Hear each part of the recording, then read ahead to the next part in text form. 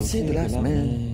Dossier de la semaine. Dans la vie de tous les jours, nous sommes rarement interrompus en pleine conversation par quelqu'un qui vous insulte ou vous agresse verbalement, comme ça, sans justification ni préambule. C'est normal et plutôt salutaire. On appelle cela la vie en société, la recherche de l'harmonie. Sur le net, la distance mise entre les écrans autorise de nouveaux comportements, tantôt violents, tantôt impertinents, jamais neutres. Le troll, une porte ouverte dans les profondeurs de l'âme humaine. Exégèse. À l'origine, un troll est un être de la mythologie nordique, gros, laid et méchant, caractérisé par son opposition aux hommes et aux dieux. La majeure partie de ceux qui parlent des trolls sur le net les présentent comme des êtres nuisibles profitant de l'anonymat relatif que nous offre le web pour épancher leur bile en public. À les entendre, les trolls prendraient un malin plaisir à pourrir les conversations, insulter leurs interlocuteurs, noyer le poisson. Certes, mais pas que. Prenez les lolcats. Quoi de plus mignon que ces photos de petits chats agrémentés d'un petit texte en surimpression. Mais saviez-vous que ces petits chats si drôles et attendrissants ont été inventés dans la poubelle du net?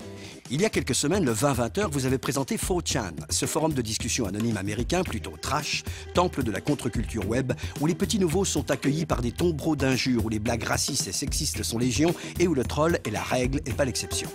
Les lolcats ont été inventés sur 4chan, tout comme bon nombre d'autres mèmes qui font le buzz sur les internets. Non, les trolls ne sont pas tous méchants, ou s'ils le sont, c'est aussi parfois pour la bonne cause.